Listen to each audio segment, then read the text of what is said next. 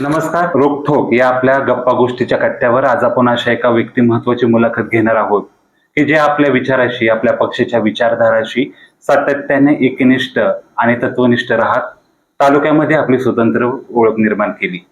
सन 2014, 2019 आणि 2024च्या विधानसभा निवडणुकीत तसेच भाजपच्या पडत्या काळात ज्यांनी अग्रेसर भूमिका घेत भाजपचं संघटन मजबूत करण्यामध्ये त्यांची भूमिका नेहमीच अग्रेसर राहिली. मधल्या काळात विरोधकांचा प्रचंड दबाव, त्याहीपेक्षा आमिष या आणि अशा कुठल्याही गोष्टीला बळी न पडता ज्या आपल्या पक्षाच्या विचारधाराशी प्रामाणिक राहिलेत आणि आपल्या एकनिष्ठ आणि तत्वनिष्ठच्या जोरावर ज्यांनी भाजपचं संघटन आणि भाजपचा उत्कर्ष घडवून आणला. म्हणूनच पक्षश्रेष्ठींनी येणाऱ्या काळामध्ये भाजप नेवासा तालुक्याच्या तालुका अध्यक्षपदी ज्यांच्याकडे धुरा सांभाळायला दिली असे भाजपच्या नेवासा तालुक्याचे अध्यक्ष पैलवान प्रतापदादा चिंदे हे आज आपल्या गप्पा कट्टाचे प्रमुख पाहुणे आहेत. आपण त्यांची मुलाखत घेणार आहोत. प्रतापराव, तुमचं आपल्या रोखोक या गप्पा कट्ट्याच्या चॅनलवर मी मनापासून स्वागत करतो. मुलाखतीची सुरुवात करताना पहिला प्रश्न तुम्हाला विचारावासा वाटतो की तुमच्या राजकीय आणि सामाजिक जीवनाचा प्रवास कसा झाला? नमस्कार, मी प्रतापराव कुंडलिकराव चिंदे.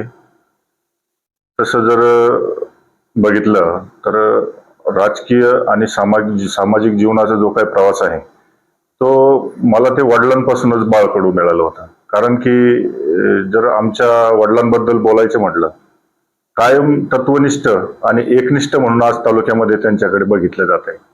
शिवसेनेचं माझ्या मते 92-96च्या काळामध्ये त्यांच्याकडे शिवसेनेचं शेतकरी सेनेचे तालुका अध्यक्षपद होतं. वडील नेहमी हिंदुत्वाच्या दिशेने, हिंदुत्वाच्या विचारधारेशी जोडले गेले आणि स्वर्गीय हिंदू हृदय सम्राट सन्माननीय बाळासाहेब ठाकरे यांच्या विचारांनी प्रेरित होऊन त्यांनी शिवसेनेचे काम सुरुवातीला केलं. त्याचबरोबर आपल्या देशाचे पंतप्रधान स्वर्गीय अटल बिहारीजी वाजपेयी यांच्या विचारांनी प्रेरित होऊन ते हिंदुत्वाच्या दिशेने काम करत गेले. आणि ते करत असताना मी साधारण कॉलेजमध्ये असेल त्यावेळेला, त्या काळामध्ये आमच्या घरी, आमच्या हॉटेलवर, आमच्या वस्तीवरती या काही तालुक्यातल्या काही मीटिंग व्हायच्या आणि त्यावेळेला मी छोटा असायचो आणि त्यांचे जे जिल्हाध्यक्ष असतील, भारतीय जनता पार्टीचे जिल्हाध्यक्ष असतील, काही कार्यकर्ते असतील, वरिष्ठ नेते असतील, यांच्या बैठकाला मी लहानपणापासून जायचो आणि त्यांचे भाषणं, त्यांचे विचार ऐकून मी प्रभावित झालो. आणि वडिलांकडून मिळालेल्या बाळकडू तर ते तर होतच, त्यामुळं मला सामाजिक कार्याची तर आवड होतीच, त्याचबरोबर मग राजकीय कार्याची आवड लागली आणि हळूहळू मी ओघाने या राजकीय प्रवासामध्ये सुरुवातीपासूनच आलोय. अच्छा, म्हणजे बालपणापासूनच तुम्हाला समाजकारण आणि राजकारणाचे जे बालकडू ते घरातूनच नक्कीच नक्कीच. पण प्रतापदादा, मला तुम्हाला असंही विचारायचं आहे की तुम्हाला जर सामाजिक काम करण्याची तीव्र इच्छा होती तर तुम्हाला राजकीय व्यासपीठाचे किंवा राजकारणातील एखाद्याची पदाची आवश्यकता का भासते? तुम्ही कुठल्याही पदाव्यतिरिक्त सुद्धा सामाजिक काम करू शकतात आणि आपल्या महाराष्ट्रामध्ये चांगले चांगले नामांकित सामाजिक कार्यकर्ते आहेत की जे राजकारणापासून दूर राहून सुद्धा त्यांनी आपल्या सामाजिक कामाचा आणि कार्यकर्तृत्वाचा आलेख उंचावलेला आहे. बरोबर आहे तुमचं, परंतु मी बोलतानाच अगोदर सांगितलं, आमच्या घरामध्ये वडिलांनी राजकीय आणि सामाजिक वातावरण तयार करून ठेवलेलं होतं आणि त्या वातावरणामध्ये मी तयार झालेला एक छोटासा कार्यकर्ता आहे. आणि समाजकारण करायचं असेल तर कुठली तरी राजकीय एक पाठबळ तुमच्या पाठीशी पाहिजे, जेणेकरून तुम्ही सर्वसामान्य कुटुंबातील सर्वसामान्य लोकांचे कामं करायचे असतील तर तुम्हाला हे पाठबळ असणं आत्ताच्या काळाच्या याच्यानुसार ते गरजेचं आहे. म्हणून समाजकारणाला जर राजकारणाची जोड असेल तर मला वाटतं, माझ्या मते सर्वसामान्य माणसाची सेवा करण्याची संधी याच्यातून तुम्हाला मिळते आणि याच्यातून तुम्ही पुढे जाऊ शकता, जेणेकरून खूप भविष्यामध्ये तुम्हाला खूप काही असे कामं करता येतील समाजाचे, की जे करून तुम्ही राजकारणाच्या जर बाहेर राहिले गेले तर मग ते करणं अशक्य असतं. त्यावेळेला तुम्हाला कुठल्या तरी राजकीय व्यक्तीची, राजकीय नेत्याची गरज किंवा मदत घ्यावी लागते. जर आपणच सुरुवातीला जर दोन्ही गोष्टीचं जर हे ठेवलं आणि जर आपण त्याच्यात पुढे वाटचाल केली तर आपल्याला याच्यात निश्चित यश मिळेल असं एक मला पूर्वीपासून वाटायचं, म्हणून मी समाजकारणाबरोबर राजकारणामध्ये या ठिकाणी अग्रेसर राहिला.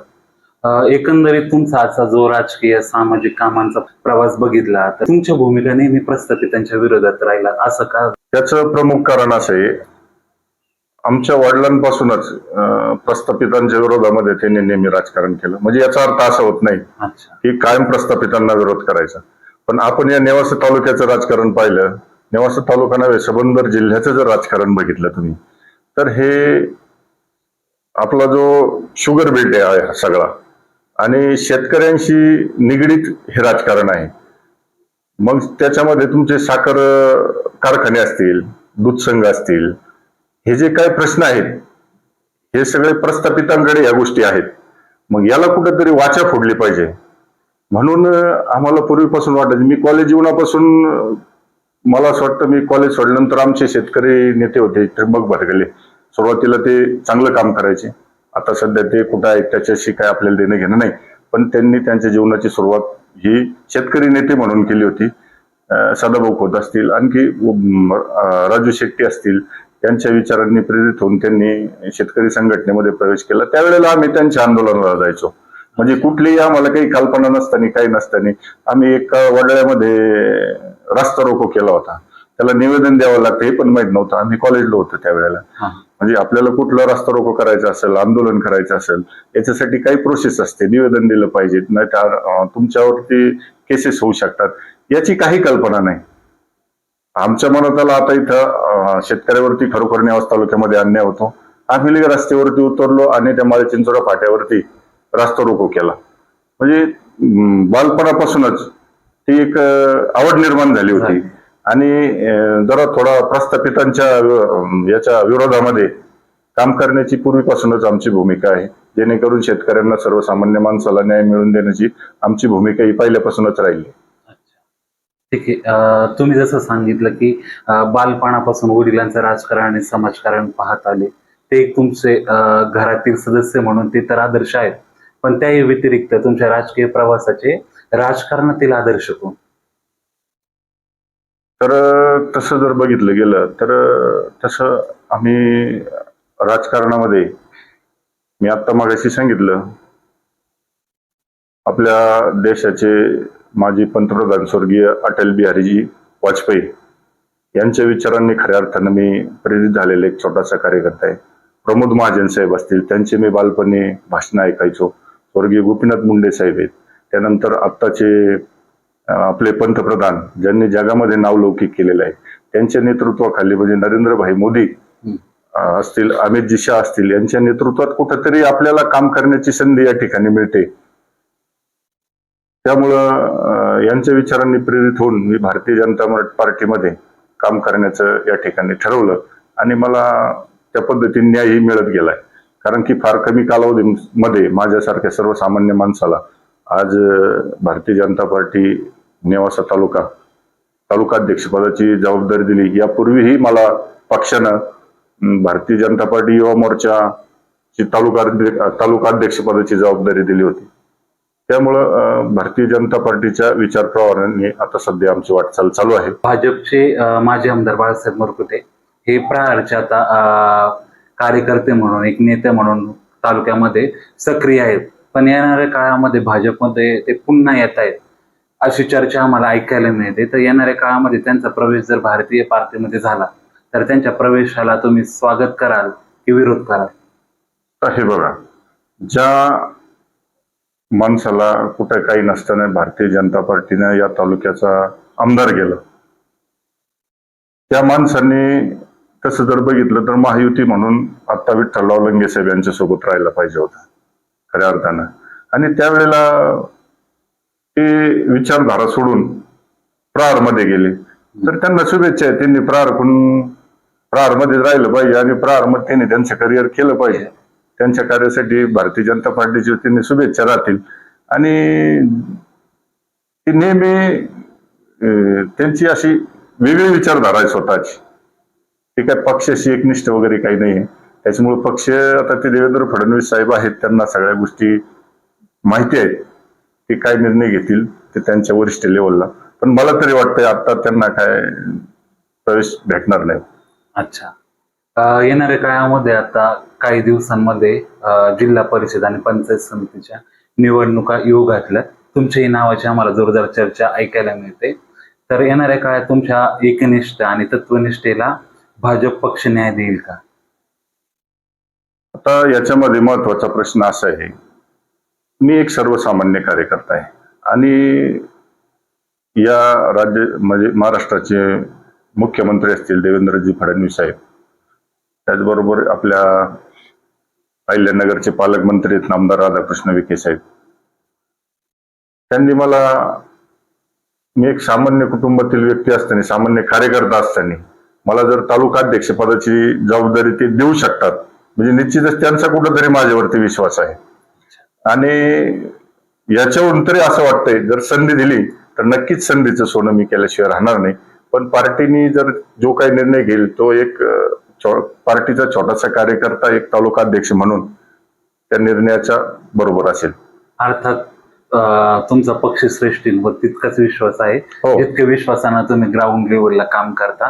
पण आज अशी एक चर्चा ऐकायला मिळते, इतर पक्षामध्ये जे कार्यरत आहेत त्यांना भाजप पक्ष आयात करून किंवा तुमचा मित्र पक्ष शिवसेना असेल एकनाथ शिंदेची, त्या थ्रू तुमच्या जो भानशिवरा गट येतो त्यातून त्यांना उभा केलं जाणार आहे.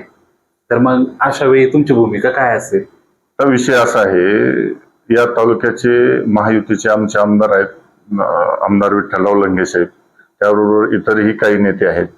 त्यामध्ये आमचे पंचगंगा उद्योग समूहाचे प्रभाकर शिंदे साहेब आहेत, आमचे जिल्हाध्यक्ष नितीनजी दिनकर आहेत.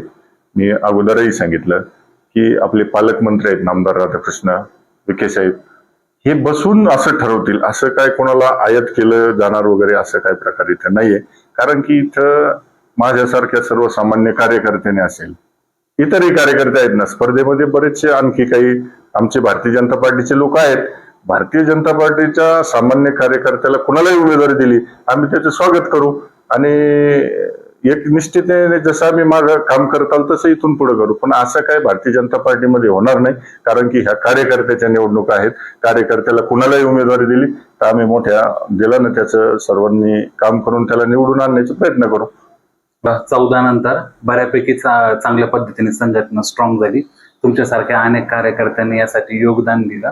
परंतु मधल्या काळामध्ये भाजप पक्षातील बाळासाहेब मुरकुटे सोडून इतर जे तुम्ही कार्यकर्ते होते, हा तुमच्या सर्वांचा त्यांच्या भूमिकेला विरोध करायला अशी चर्चा आम्हाला ऐकायला मिळते की तुम्ही सर्वांनीच एकजूट होऊन बाळासाहेब मुरकुटे यांचं तिकीट कापायला तुमचं फार मोठी भूमिका राहिली. नाही, आता याच्यात महत्वाचा विषय असा आहे, मी अगोदरही सांगितलं की ते विचार असे कधी एकनिष्ठ राहिले नाही पक्षाच्या आणि पार्टीच्या, थोडक्यात महायुतीच्या.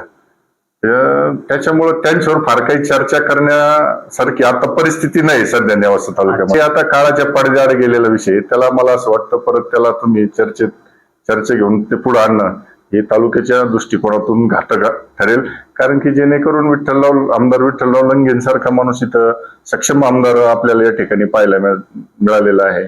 आणि इतरही चांगले कार्यकर्ते आहेत, भारतीय जनता पार्टी असेल, शिवसेना असेल, इव्हन राष्ट्रवादी असेल, आमचे चांगले कार्यकर्ते आहे ना. आम्ही त्यांना पुढे आणण्याचा, त्यांना तिकीट देऊन त्यांना निवडून आणण्याचं महायुती म्हणून आम्ही सर्वजण प्रयत्न करून, असं एका व्यक्ती वाचून असं पक्षाचं कुठलंही काम राहत नाही, हे तर तुम्हाला आता चांगलं माहितीच आहे. भाजप हा पक्ष नेवासा तालुक्यामध्ये चांगल्या प्रकारे विस्तृतलेला आहे. तुमच्यासारख्याच अनेक कार्यकर्त्यांनी त्याचं संघटन मजबूत केलं. परंतु भाजपला अशी कुठली परिस्थिती निर्माण झाली की त्याला 2024ला आपला स्वतःचा उमेदवार देता नाही आला? विषय असा आहे की हा वरिष्ठ लेवलचा प्रश्न आहे. भारतीय जनता पार्टी असेल, एकनाथ शिंदे साहेबांची शिवसेना असेल आणि राष्ट्रवादी असेल, हे मित्र पक्ष म्हणून महाराष्ट्रामध्ये निवडणूक लढवली गेली. आणि कुठेतरी युती म्हटल्यानंतर मागे पुढे कोणाला तरी मागे पुढे 2 पावलं मागे पुढे सरकावं लागतं. भारतीय जनता पार्टी नेहमीच म्हणजे मोठ्या विचाराचा पक्ष आहे. आपल्या मित्र पक्षाला सोबत घेऊन जायचं असेल तर एखादी जागा सोडली तर काही हरकत नाही, म्हणून दिली असेल शिवसेनेला जागा मुख्यमंत्री साहेबांनी. वरिष्ठ लेवलला तो विषय चर्चेला गेलेला आहे. त्यामुळे मी छोटा कार्यकर्ता आहे, एवढा मोठा प्रश्नाचं उत्तर माझ्याकडून म्हणजे तुम्हाला देणं हे उचित नसेल माझ्या याच्यात. पण एकंदरीत भाजप हा पक्ष एक स्ट्रॉंग आहे. त्याची महाराष्ट्रामध्ये सत्ता आहे, केंद्रात सुद्धा सत्ता आहे. पण येणाऱ्या काळामध्ये तुम्ही वेगळा निर्णय घ्याल का तुमचा पक्ष? शिवसेनेला पाठिंबा न देता स्वतःचा एखादा उमेदवार उभा करेल का? म्हणजे ती परिस्थिती आम्हाला पाहायला मिळेल का? नाही, आता मुळात विषय असा आहे, आपल्या महाराष्ट्राचे मुख्यमंत्री देवेंद्रजी फडणवीस साहेब असतील, उपमुख्यमंत्री एकनाथजी शिंदे साहेब असतील, दुसरे उपमुख्यमंत्री अजितदादा पवार असतील, यांनी महायुतीची या ठिकाणी अधिकृत घोषणा केलेली. त्याच्यामुळं तसा काही प्रकार नेवासे तालुक्यामध्ये घडेल असं मला काही वाटत नाही, आणि आम्ही तो तसा काही प्रकार घडू देणार नाही. म्हणजे याचे पूर्णतः जबाबदारीने मी या ठिकाणी सांगतो, असं काही प्रकार घडणार नाही नेवासे. म्हणजे कायमस्वरूपीच तुम्ही कायमस्वरूपी आम्ही महायुती म्हणून सर्व सोबत आहोत. आमचे मार्गदर्शक आहेत, त्यांच्या सर्वांशी विचार विनिमय करून तालुक्यामध्ये कुठलाही निर्णय घेतला जाईल. असा कुठलाही एक व्यक्ती या तालुक्यामध्ये एक निर्णय घेत नाही. नेवासा तालुक्याची एकंदरीत परिस्थिती पाहिली तर बागायती पट्टा म्हणून पूर्ण जिल्ह्यात नव्हे तर महाराष्ट्रामध्ये नेवासा तालुक्याची ओळख आहे. मुळा धरणाचं पाटपाणी आता शेतीपर्यंत पोहोचलं, त्यातून ऊसासारखं पीक शेतकरी फुलवतात, सोन्यासारखं त्याला मुलाबाळासारखं जीव लावतात. परंतु आपल्या नेवासा तालुक्यातील शेतकऱ्याची अशी परिस्थिती आहे, ज्ञानेश्वर कारखाना असेल, मुळा सहकारी साखर कारखाना असेल, हे दोन सहकारी साखर कारखाने हक्काचे आहेत. परंतु तरीही शेतकऱ्यांच्या ऊसाला वेळेवर तोड आणि जो काही भाव मिळाला पाहिजे तो मिळत नाही. वेळेवर तोड मिळत नाही या कारणानं शेतकऱ्यांना इतर जे बाकी ठिकाणीचे कारखाने आहेत त्यांना मातीमोल भावामध्ये ऊस द्यायला लागतो. तर येणाऱ्या काळामध्ये भाजपच्या संघटनेचा असे काही प्रयत्न असतील का, किंवा काही असं उपाययोजना तुम्ही करत आहात का की ज्या माध्यमातून या ठिकाणच्या शेतकऱ्याच्या ऊसाला वेळेत तोड आणि भाव मिळेल? तुम्ही विचारलेला प्रश्न एकदम योग्य आहे, कारण की या नेवासा तालुक्यामध्ये 2012-13 जे परिवर्तन झालं ते फक्त आणि फक्त ऊसाच्या मुद्द्यावरती झालेलं आहे. कारण की इथल्या म्हणजे शेतकऱ्यांची नेहमी अडवणूक केली जाते, पिळवणूक केली जाते, ऊसाला तोड वेळेवर दिली जात नाही, ऊसाला योग्य भाव दिला जात नाही. आता आपल्या शेजारी इकडे कोल्हापूर आहे, दौंड शुगर आहे, नेहमी तेही सहकारी साखर कारखाने आहेत, त्यांच्या भावाचा आणि आपल्या नेवासा तालुक्यातील कारखान्याच्या भावाचा हा जो काही फरक डिफरन्स येतो तो नेमकं कशामुळे येतो? आता त्यांचं असं म्हणणं असतं की तिकडे FRP जास्त असते, इथं कमी असते. पण जरी असली तर मी एक स्वतः गुराळ चालवलेला माणूस आहे, मला माहिती आहे ऊसामध्ये FRP मध्ये किती कमी जास्त फरक येऊ शकतो. नेहमी शेतकऱ्यांची इथं फसवणूक आणि पिळवणूक केली जाते. त्यामुळं इथले जे शेतकरी आहेत ते नेहमी म्हणजे ऊसाच्या भावापासून असतील, तोडीपासून असतील, एक अक्षरशः कंटाळलेले आहेत यांना. त्यामुळं आता यांना पर्याय पण नवीन भरपूर झाले. आता आपले पंचगंगा यांचा कारखाना आपले प्रभाकर काका शिंदे साहेब आहेत, यांनी चांगलं मोठं युनिट आपल्या तालुक्याच्या जवळच वैजापूरला तिथे केलेलं आहे. आणि चालू वर्षी यांच्यापेक्षा काहीतरी 150 रुपये मला असं वाटतं त्यांचा भाव पण जास्त आहे, 100 का 150 रुपये काहीतरी त्यांनी जास्त दिलेले आहेत. आणि भविष्यामध्ये जर असे कारखाने जर स्पर्धेत उतरले तर शेतकऱ्याला निश्चितच चांगले दिवस येतील. आणि भारतीय जनता पार्टी म्हणून आता विखे साहेबांचाही कारखाना आहे, त्यांच्या माध्यमातून आम्ही त्यांना विनंती करू की साहेब याच्यामध्ये आणखी काही सुधारणा करता आलीत करा, शेतकऱ्यांच्या भावासाठी त्यांच्याकडे वेळोवेळी पाठपुरावा करू. तोडणीसाठी आता त्यांची मदतच असते नेहमी आम्हाला. आमच्या जर कोणाला जर काही ऊस तोडण्याची काही अडचण आली तर नेहमी त्या मला टोळ्या देतात, ते मशीन देतात. त्याच्यानंतर आपल्या आता मागच्या वर्षीच पहिल्याच गळीताला पंचगंगा प्रायव्हेट शुगर लिमिटेड काहीतरी मला असं वाटतं 1-1.5-2 महिने कारखाना चालला, 3.5 लाख टन ऊसाचं त्यांनी गाळप केलं. त्यांना दिल्लीला पुरस्कार या ठिकाणी मिळाला. असे जर चांगले उद्योजक, ते तालुक्याचेच भूमिपुत्र आहेत ते पण, असे जर चांगले उद्योजक या क्षेत्रामध्ये आले आणि जर थोडा जरी शेतकऱ्यांचा विचार केला तर निश्चितच लोक यांना बघायला देतील आणि नवीन मार्ग शोधतील इथून पुढे. पण येणाऱ्या काळामध्ये भाजप हा पक्ष या दोन्ही सहकारी साखर कारखान्याच्या निवडणुकीमध्ये आपला पॅनल देईल का? नक्कीच. मी सुरुवातीलाही सांगितलं, या प्रस्थापितांच्या याला कंटाळून लोकांनी अक्षरशः हे जे काय आपल्याला नेवासा तालुक्याच्या राजकारणामध्ये बदल पाहायला मिळालेले आहे, म्हणजे दोन्हीही पावणेरावळे झाले पुणाराचे, तरी नेवासा तालुक्याने या ठिकाणी बदल निश्चित केलेला आहे. मग याच्यावरून आता तुम्ही लक्षात घेतलं पाहिजे, प्रत्येक कारखान्याच्या निवडणुका होतील, मार्केट कमिटीच्या निवडणुका होतील, नगरपंचायती होतील, जिल्हा परिषद पंचायत समिती होतील आणि या निवडणुकीच्या माध्यमातून आमच्या भारतीय जनता पार्टीचे कार्यकर्ते असतील, महायुतीचे असतील, शिवसेनेचे असतील, यांना निश्चितच न्याय देण्याचा आम्ही या ठिकाणी प्रयत्न करणारच आहोत. शनी शिंगणापूर देवस्थानच्या भ्रष्टाचाराच्या अनेक बातम्या आपण टीव्हीवर पाहिल्या. आदरणीय देवेंद्र फडणवीस साहेबांनी विधानसभेमध्ये सुद्धा हा प्रश्न उपस्थित केला. त्यानंतर सुरेश धस असतील आणि आपल्या तालुक्याचे आमदार विठ्ठलरावजी लंगे साहेब असतील यांनी सुद्धा हे प्रश्न उपस्थित केले. एक प्रामाणिक शनी भक्त म्हणून काय सांगाल? याच्यामध्ये मी प्रथमतः आपल्या तालुक्याचे लोकप्रिय आमदार विठ्ठलराव लंगे साहेब आहेत. त्यांनी हा म्हणजे प्रश्न जो काय उपस्थित केला, मी त्यांचं अभिनंदन करेल, त्यांना धन्यवाद देईल. कारण की त्यांनी कुठंतरी याला वाचा फोडली आणि विधानसभेमध्ये शनी शिंगणापूर विषयी जो काही एलएनक्यू झाला, प्रथमच महाराष्ट्राचे मुख्यमंत्री देवेंद्रजी फडणवीस साहेब यांनी जवळपास 10 ते 15 मिनिटं त्याच्यावरती सविस्तर चर्चा केली आणि ते महाराष्ट्राच्या नवे संबंध देशाच्या जनतेसमोर तो प्रश्न आणला त्यांनी. निश्चितच फडणवीस साहेबांवरती आमचा विश्वास आहे आणि ते त्याला न्याय देतील. आपण एकंदरीत तरुणांची परिस्थिती बघितली, सुशिक्षित बेरोजगार आहे, तसेच काही महिला आहेत की ज्यांच्या हाताला रोजगार देण्याची गरज आहे. तर सुशिक्षित बेरोजगारांच्या हाताला येणाऱ्या काळात तुम्ही रोजगार द्याल का आणि महिला सक्षमीकरणासाठी तुमचे कुठले प्रयत्न असतील? महिलांच्या बाबतीत बोलायचं ठरलं तर महिला सक्षमीकरणाच्या दिशेने जे काही सरकारचे निर्णय आहेत, सरकार पूर्णतः महिला सक्षमीकरणाच्या बाजूने या ठिकाणी निर्णय घेताना या ठिकाणी दिसते. मग त्याच्यामध्ये आपल्या ग्रामीण भागामध्ये महिलांसाठी जे काही छोटे छोटे लघु उद्योग असतील, ते असतील, सेंट्रल गव्हर्नमेंटच्या अशा काही पॉलिसीज आहेत की त्यांनी या लघु उद्योगाला बँकामध्ये लोन उपलब्ध करून देण्याची सुविधा या ठिकाणी केली आहे.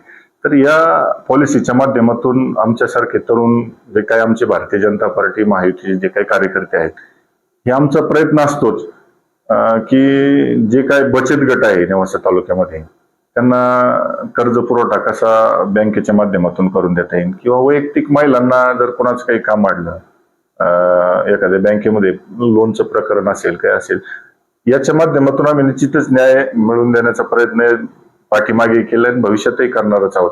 आणि विषय राहिला तरुण रोजगारांचा, त्यांना रोजगाराच्या संधी उपलब्ध करून देण्यासाठी या तालुक्याचे लोकप्रिय आमदार विठ्ठलराव लंगे साहेब यांच्या मार्गदर्शनाखाली, उद्योगपती प्रभाकर काका शिंदे साहेब आहेत त्यांच्या मार्गदर्शनाखाली तर नवीन काय करता येईल त्याच्यामध्ये चर्चा करून एखादा चांगला प्रोजेक्ट तालुक्यामध्ये कसा येईल या वरिष्ठ लेवलला चर्चा करून आम्ही ठरवू आणि त्याच्यावर नक्कीच मार्ग काढण्याचा या ठिकाणी प्रयत्न करू. आपल्याकडे घोडेगावची जी काही औद्योगिक वसाहत आहे ती पण आहे, परंतु ज्या प्रमाणामध्ये त्या ठिकाणी मल्टीनॅशनल कंपन्या वगैरे यायला हव्या होतात की त्या ठिकाणी त्या इस्टॅब्लिश जर झाल्या असतात तर खऱ्या अर्थानं या तालुक्यातील जे तरुण आहेत ते हकदार झाले असते त्या नोकऱ्यांसाठी. मग येणाऱ्या काळामध्ये तुम्ही केंद्रीय स्तरावरून म्हणा किंवा राज्य स्तरावरून अशा कुठल्या कंपन्या किंवा एखादे प्लांट त्या ठिकाणी आणणार का की ज्या माध्यमातून या ठिकाणच्या तरुणांना रोजगार मिळेल?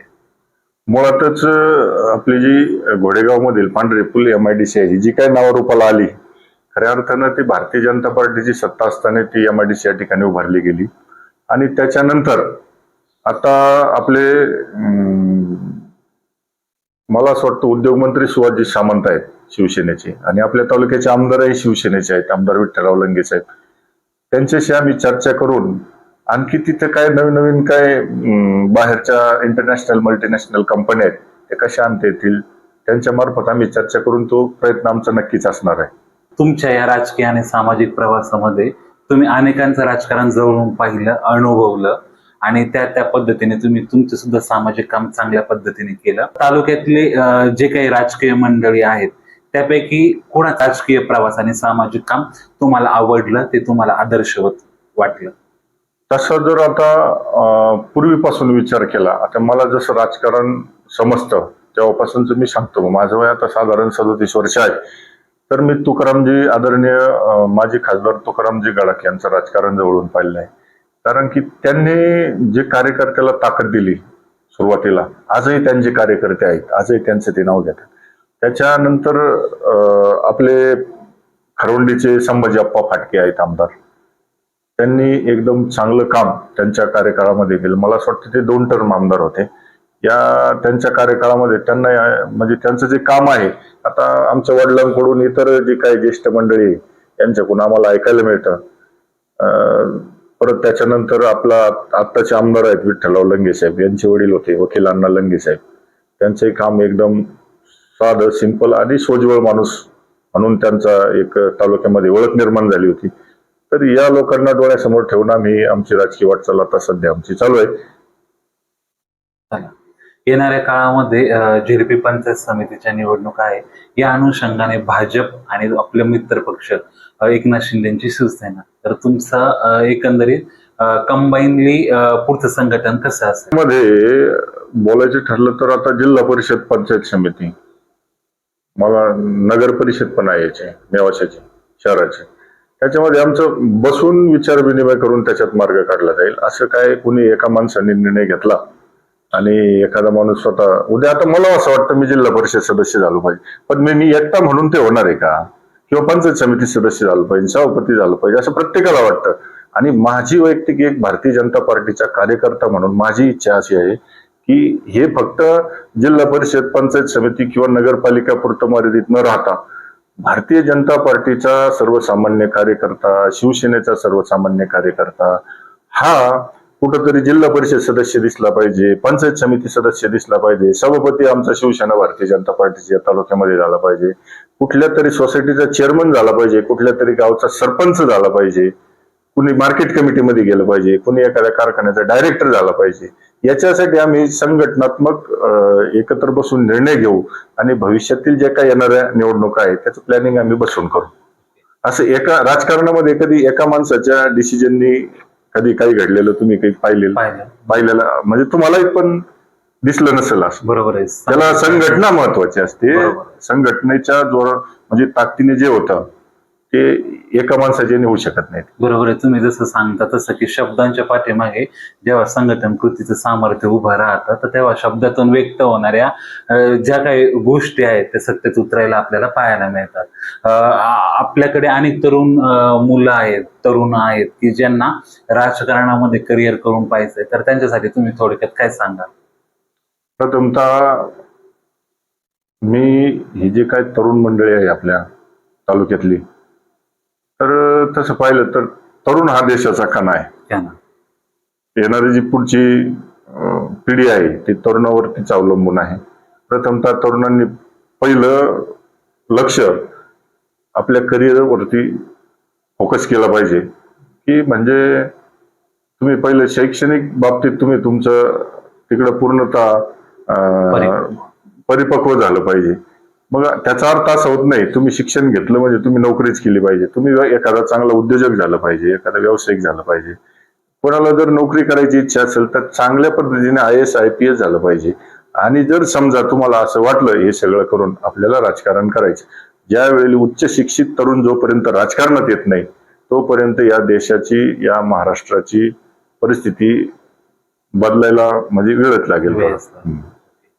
नक्कीच हे होते आपल्या आजच्या रोखठोक गप्पा गोष्टी करतेचे प्रमुख पाहुणे, भाजपचे तालुका अध्यक्ष पैलवान प्रतापदादा शिंदे साहेब.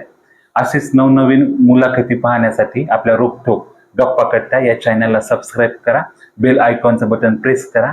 तोपर्यंत नमस्कार.